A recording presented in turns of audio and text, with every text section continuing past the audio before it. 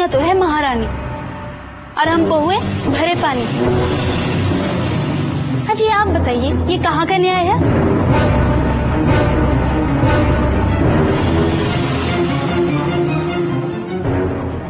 सारा प्रणाम। इस खास पेशकश में आपका स्वागत है। मैं प्रतिबिंब शर्मा। आखिर बहू भी तो बेटी ही है। एक ज्वलंत सवाल, और इस सवाल को एक सीरियल का आकार दिया है सहारा वन ने। जी हां, बहुत ही जल्द आपको देखने को मिलेगा सहारा वन का एक नया शो, बहू भी तो आखिर बेटी ही है। और इस शो से जुड़े दो बड़े किरदार, यानी कि शो की सासू मां नौलखा देवी जी और शो की बहू यानी कि सिया यहां पर मौजूद है। इसके अलावा मौजूद है यहां पर हमारे पैनलिस्ट एडवोकेट अरविंद सिंह और अलका अग्रवाल जी एनजीओ चलाती हैं और all India writers and journalist association की प्रेसिडेंट हैं, लेडीज विंग मुंबई की। इसके अलावा जनता जनार्दन यानी कि महिलाएं भी यहां पर मौजूद हैं। बड़ी संख्या में ताली हो जाए। जब भी मैं उदास होती थी तो माँ की गोद में सर रखे रो लेती थी, पर क्या मैं अपनी सास की गोद में सर रख सकती हूँ? नहीं, बहू हो, बहू बनकर ही रहो। बेटी बनने की जरूरत नहीं। क्या इस सीरियल को लेकर, इस सवाल को लेकर हम लोगों से बातचीत करेंगे, अपने किरदारों से बात करेंगे, अपने पैनलिस्ट से राय मशवरा करेंगे। इसके अलावा तमाम लोगों से जानकारी हासिल करने की कोशिश करेंगे। सबसे पहले हम अपने किरदारों नौलखा देवी और सिया जो हमारे साथ मौजूद हैं उनसे पूछते हैं कि ये आखिरकार शो क्या कहता है। लेकिन जैसा शो का नाम ही है कि आखिर बहू भी तो बेटी है, तो इस दिशा में हमारा ये प्रयास है कि बहू और सास के बीच एक सामंजस्य हो, और कोशिश बहू की होगी कि वो इस परिवार का हिस्सा बने और सास ये चाहेगी कि उसके नियमों के अनुसार हिस्सा बने। और सही जद्दोजहद शो का। अच्छा, जनता जनार्दन से पूछते हैं कि क्या ऐसा आम तौर पर हमारे घरों में होता है कि बहू को बेटी माना जाता है या माना जाना चाहिए? हाँ, बहुत से घरों में ऐसा होता है। अगर सास अपनी बहू को बहुत प्यार देती है तो आगे से रिटर्न में भी प्यार ही मिलता है। सिया से पूछते हैं, सिया क्योंकि बहू का किरदार निभा रही हैं और नौलखा देवी जैसी सास जो है उनके साथ जो है सिया को रहना पड़ेगा इस शो के दौरान। सिया, तुम्हारा क्या मानना है? तुम्हारा किरदार क्या कहता है, क्या कहता है शो? देखिए, सिया की बहुत जल्दी शादी होने वाली है और वो एक पराए घर, मतलब नए घर में जाने वाली है, और इस टाइटल से हम देख सकते हैं कि आखिर बहू भी तो बेटी ही है। तो जब एक लड़की अपना घर छोड़ के, अपने माँ बाप को छोड़ के, इनफैक्ट अपना सर नेम छोड़ के दूसरे घर जाती है तो उसकी एक्सपेक्टेशंस हाई होती है, और वो ये नहीं चाहती कि उसे पैसा मिले, उसे यहाँ से कुछ मिले, वहां से कुछ मिले। वो यही चाहती है कि सास का प्यार मिले, परिवार का प्यार मिले। और वो जब दूसरे घर जाती है तो वो यही दिमाग में सोच लेकर जाती है कि आखिर मैं उनके लिए बहू बन के नहीं, बेटी बन के जा रही हूँ, ताकि बनने से भी अच्छा लगे और वो एक बेटी की तरह उस घर में प्रवेश करे। जब भी मैं उदास होती थी तो माँ की गोद में सर रखे रो लेती थी, पर क्या मैं अपनी सास की गोद में सर रख सकती हूँ? नहीं, बहू हो, बहू बनकर ही रहो। बेटी बनने की जरूरत नहीं। मुझे लगता है कि लड़कियां शादी जब होने वाली होती है तब उनके जहन में एक ही सवाल उठता है कि सास से किस तरीके से जो है पार पाना है या फिर उससे किस तरीके से। देखिए, डर दोनों साइड होता है। मतलब सासू माँ भी डरी होती है और बहू रानी भी बहुत डरी होती है कि मैं नए घर जा रही हूँ। वो सोचते हैं कि नई लड़की आ रही है। तो आजकल थोड़ा जनरेशन बदल गया है, वो यही सोच के चलती है कि नहीं, मैं अगर जा रही हूँ, वो पॉजिटिविटी लेकर जाती है। पहले कुछ जो भी था, लेकिन अभी वो एक पॉजिटिविटी के साथ जाती है कि मैं नए घर में एंटर कर रही हूँ और सब अच्छा ही होगा। तो मैं ये बिलीव करती हूँ कि आज की जनरेशन, आज की बहुएं, आज की लड़कियां बस यही सोचती हैं कि मैं बेटी बन के जा रही हूँ, ना कि मैं बहू बन के जा रही हूँ। ये मैं कहना चाहूंगी, जब जिस जनरेशन की नवलखा देवी हैं, जब ये अपने परिवार में आई थी तो इन्होंने अपने जो परंपरागत अपने परिवार में अपनी माँ को देखा था या अपनी दादी को देखा था, तो वो लोग इसी मानसिकता के साथ घर गई थी कि वो तुम्हारे पति का घर है, तुम्हें उसके अनुसार चलना हो। समझ रहे हैं आप? तो नवलखा देवी का तो यही मानना है कि अगर वो इस परिवार में आ रही है तो ठीक है, वो अपने घर के संस्कार, जब तक आप उस घर में थी तो आपके अपने संस्कार थे, अब आप दूसरे के घर में जा रही हैं तो आपको उस घर के संस्कारों का पालन करना है।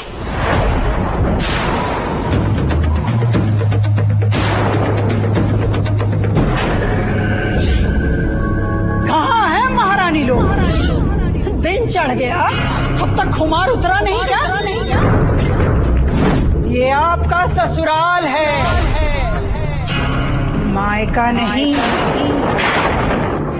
अपने पैनलिस्ट से भी पूछ लेते हैं। अलका जी, क्या ये एक सोच होती है सास की कि अगर लड़की आ रही है तो अपने संस्कार जो है, अपने मायके के संस्कार वहीं छोड़कर आए, यहाँ पर आकर नए सिरे से अडॉप्ट करे उनके अपने घर के संस्कार? क्या ये सोच सही है? देखिए, मैं थोड़ा सा एग्री इसलिए नहीं करती क्योंकि पहले के ज़माने में ऐसा होता था जब बहुत परंपरावादी परिवार होते थे। लेकिन आज जब हम आधुनिक हो गए हैं, मॉडर्न एज है और लड़कियां बहुत पढ़ लिख रही हैं, तो पहले से जो सास भी होती प्रिपेयर्ड होती है कि लड़की को वो अगर वो जैसे पहले दबा कर रखती थी वैसे दबा कर रखेगी तो शायद घर में शांति नहीं बनी रहेगी।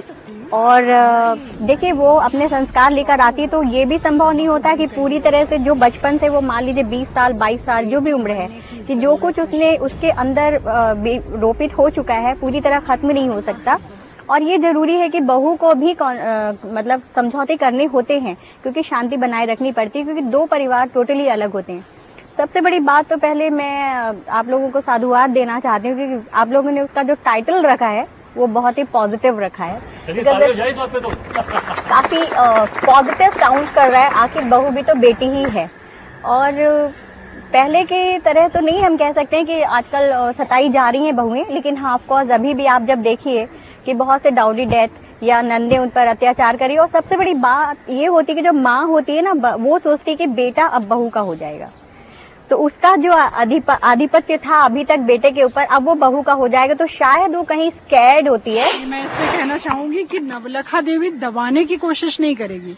देखिए, अब आप जिस परिवार में संभवतः आप शादीशुदा ही होंगी, आप जिस परिवार में गई होंगी तो आपकी सास ने आपको बताया होंगे कि देखो बेटा अब आप इस घर में आए हो तो इस घर का परिवार का ये संस्कार है, देखो इतने बजे उठना है, ऐसे काम करना है, मेरे परिवार में ऐसा होता आया है, बड़ों की इज्जत करते हैं, उनके पैर छूते हैं, कुछ एक नॉर्म्स होते हैं, उस हर एक परिवार के अलग अलग होते हैं। तो नवलखा देवी यही बताने की कोशिश करेंगी। नवलखा देवी कोई नेगेटिव नहीं है, वो कोई टॉर्चर करने वाली सास नहीं है।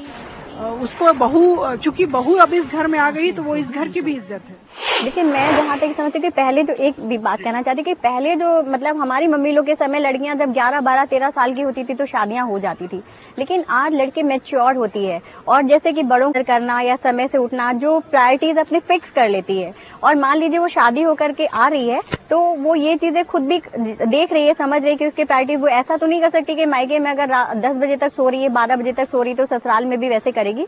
तो वो तो देखिए सीरियल देखने के बाद पता चलेगा। और मैं ये गुजारिश करती हूँ सहारा वन से as a writer and journalist कि प्लीज आप लोग इसका जो राइटर रखें वो ऐसा रखेगा जो पॉजिटिव चीजों को सामने लाए, and we are really willing. तो इसीलिए आ रहा है कि जो हाउसवाइफ्स हैं हम उनको ट्रिब्यूट दे रहे हैं कि आखिर बहू भी बेटी बन सकती है। उसी प्रक्रिया को दिखाने के लिए जो है हम सब लोग यहाँ इकट्ठा हुए हैं और हम सब ये चाहते हैं कि इसमें एक बराबरी आए, इसीलिए ये शो बनाया गया है। जब भी मैं उदास होती थी तो माँ की गोद में सर रखकर रो लेती थी, पर क्या मैं अपनी सास की गोद में सर रख सकती हूँ? नहीं नहीं, बहू हो, बहू बनकर ही रहो। सीरियल आया था क्योंकि सास भी कभी बहू थी, तो उसमें पूरा दिखाया था कि कौन किसको कितना दबा रहा है, क्या रिलेशंस हो रहे हैं, कितनी पॉलिटिक्स खेली जा रही है घर के बीच में, जॉइंट फैमिलीज में।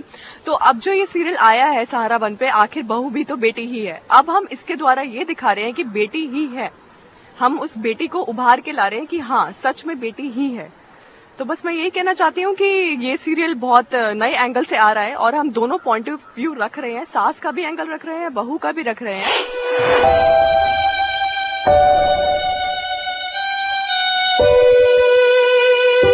मायके वालों ने भी पराया चल समझकर भेज दिया और ससुराल के बीच भाभी कौन समझता है मुझे अपना।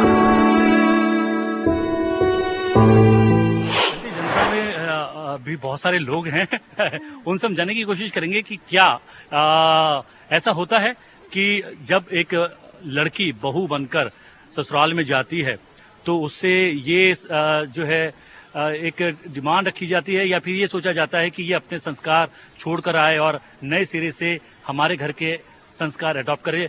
क्या ये सोच ठीक है? क्या ऐसा होना चाहिए? नहीं, ऐसा तो नहीं होना चाहिए कि सारा सेक्रीफाइस बहुओं को करना चाहिए। दोनों तरफ से होना चाहिए। जैसे अगर हम बचपन में हमारी माँ हमें सिखाती है कि बेटा ऐसा होता है और ऐसा होता है, अगर बेटी गलती करती है उसके बावजूद भी माँ उसको छोड़ती तो नहीं है, सिखाती है कि बेटा ऐसा करना है। ऐसे ही अगर एक सास अपनी बहू को बेटी समझ के ये सब सिखाएगी तो मुझे लगता है वो बेटी भी एक्सेप्ट कर लेगी, बहू भी। क्या ये बात सही है? कोई और है? जी हाँ, ये बात एकदम बराबर है कि कोई भी बेटी जब शादी करके दूसरे घर में जाती है तो उसके कस्टम्स को, हर चीज को समझने में थोड़ा प्रॉब्लम आता है, लेकिन स्टेप बाय स्टेप वो फैमिली अगर वो बहू को अच्छे से समझाएंगे तो वो चीज समझने में हेल्प होगी बहू को। वो बेटी बन के भी समझेगी और बहू बनकर भी उस जगह प्रॉपर काम करेगी। यह बहुत मैं यही तो नवलखा देवी भी यही करेंगी। जब हमारे घर सिया बहू बन के आएगी तो हमारी भी यही कोशिश होगी। हम उन्हें बताएंगे कि देखो इस घर के नियम है, ये कानून है, आपको ऐसे जीवन जिए। कहाँ है महारानी लोग? दिन चढ़ गया, अब तक खुमार उतरा नहीं क्या? ये आपका ससुराल है, मायका नहीं। यहाँ पर कानूनविद भी बैठे हैं, यानी कि एडवोकेट अरविंद सिंह भी बैठे हैं। उनसे हम जानने की कोशिश करेंगे। अरविंद, क्या हमारे घर परिवार में रिश्ते जो हैं इसलिए भी बिगड़ने लगे हैं कि वो जो है घर की दहलीज पार करके अब कानून की सीमाओं को जो है अपनाने की कोशिश करते हैं, या कानून के जो है पास जाने लगे हैं? क्या एक वजह है कि बिखरने लग गए हैं संबंध? बिल्कुल ये है, ये सच्चाई है कि जब आप घर के झगड़े या छोटे मोटे झगड़े कहें, बड़े नहीं, डिफरेंसेस कह सकते हैं, उसको जब आप कानूनी नजरिए से देखने लगते हैं और कानून का सहारा जब लेते हैं तो कानून रिश्ते बनाने के लिए नहीं होता है, वो तो तोड़ने के लिए होता है, बनाता नहीं है कभी। जैसे ही आपने वो दहलीज क्रॉस की कि आपने कानून का सहारा लिया तो आप समझ लीजिए कि वो रिश्ता वहीं धीरे धीरे आप खत्म होने की कगार पे जा रहा है। जरूरी ये है कि परिवार में रह के अगर छोटी मोटी बातें हो रही हैं तो थोड़ा सास को भी समझना पड़ेगा, थोड़ा बहू को भी समझना पड़ेगा। अब बहू ये समझे कि सास जो कह रही है सब कुछ गलत ही है या सब कुछ ही मानना है, सास ये समझे कि मेरा सब कुछ मानना है तो वो भी गलत है, और बहू ये समझे कि नहीं, सास ने जो कुछ कहा है उसका उल्टा ही करना है तो वो भी गलत है। बहू ने जो अच्छे संस्कार अपने मायके से सीखे वो अगर वो लेके आती है तो वो अच्छी बात है, और सास से जो अच्छा मिल रहा है वो भी सीख ले तो डबल हो जाएगा और वो सबसे बढ़िया होगा, तभी वो ज्वाइंट फैमिली चलेगी। वरना ये जितना डेवलपमेंट होगा, जितनी आजादी औरतों के हाथ में आएगी तो वो सेक्रीफाइस कम करेंगी। जी हाँ, सेक्रीफाइस कम करेंगी, ये एक अपना व्यू है एडवोकेट अरविंद जी का। और सबसे बड़ी बात यह है कि हमें, क्योंकि आजकल के युग में जो है छोटे पर्दे का महत्व बहुत बढ़ता जा रहा है, किसी सोप ओपेरा का, किसी सीरियल का, किसी शो का कितना इम्पैक्ट पड़ता है हमारी सोसाइटी पर, इस पर हम बात करेंगे अपने गेस्ट से, अपने पैनल के लोगों से और अपने तमाम ऑडियंस से जानने की कोशिश करेंगे। लेकिन पहले लेते एक छोटा सा ब्रेक के बाद जल्द वापस लौटते हैं।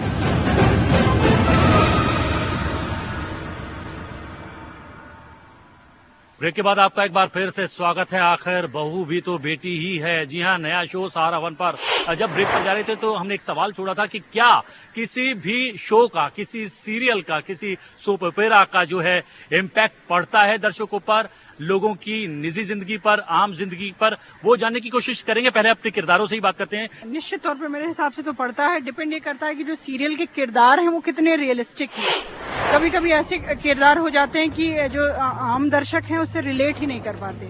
जब भी दर्शक किसी भी कैरेक्टर से रिलेट करते हैं, आप देखते हैं वो कैरेक्टर हिट होता है। समझ रहे हैं? इसका तो मतलब ये हुआ ना कि वो उस किरदार से दर्शक रिलेट करते हैं और निश्चित तौर पर उनके जीवन पर प्रभाव पड़ता है। वो चाहे बाहरी तौर पे उनके पहनावे को ले लीजिए, उनके डायलेक्ट को ले लीजिए, या उनके व्यक्तिगत जीवन को ले लीजिए कि वो ऐसा करता है तो मैं भी ऐसा करूंगा।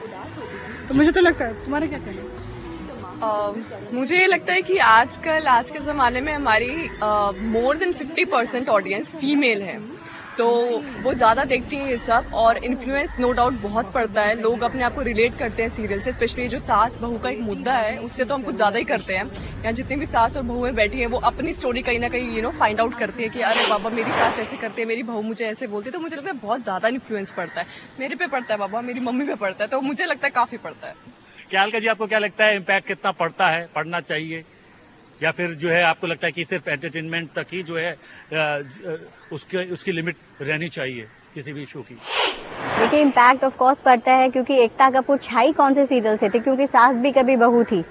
एकता कपूर बनी तभी से सोप क्वीन जो बनी है, और ये बिल्कुल सही है। और मैंने ये देखा है कि बहुत मतलब अपने बारे में तो नहीं कहूंगी, लेकिन बहुत सी मैंने ऐसी लेडीज देखी, अगर उनका कोई एपिसोड मिस हो जाता है तो वो दूसरे दिन युद्ध स्तर पर साथ तमाम फ्रेंड्स को फोन करती है, अरे वो उसमें क्या आया था, end of course they start relating है, जैसे आपने कहा कि बिल्कुल वो रिलेट करने लगती हैं।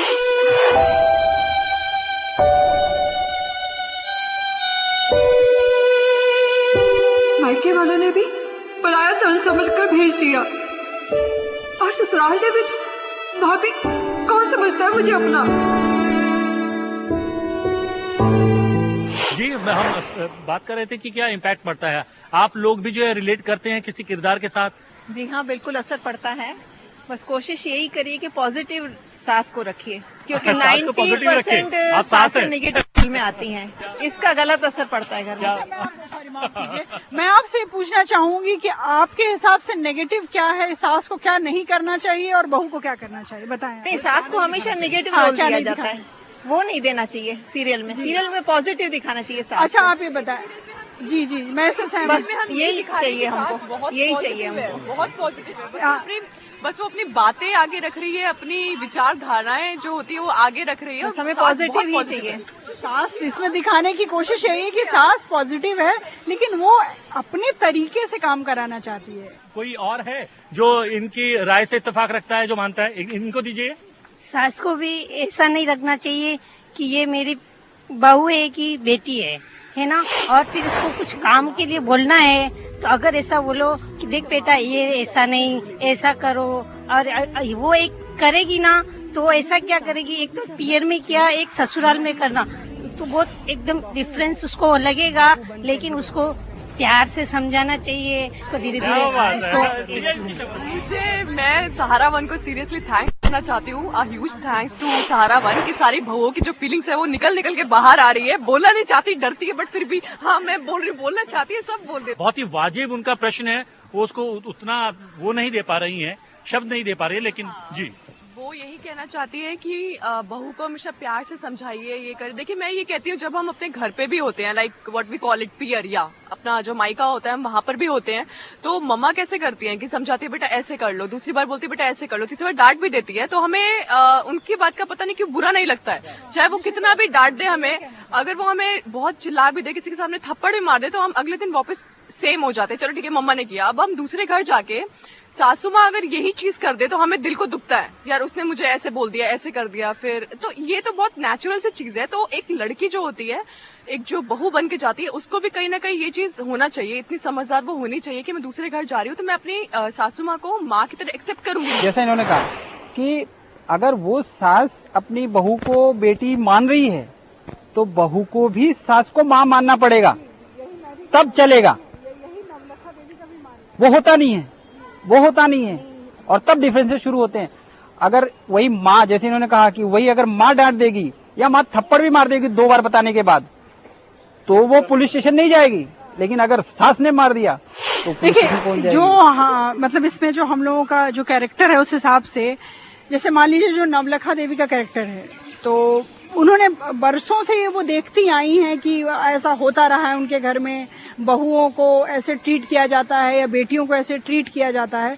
तो वो नींव पड़ने में अगर काफी वक्त लगा है तो निश्चित तौर पे उस नींव को हटने में भी वक्त लगेगा। इस डिबेट को थोड़ा सा आगे बढ़ाएंगे, लेकिन फिलहाल ले लेते हैं एक छोटा सा ब्रेक।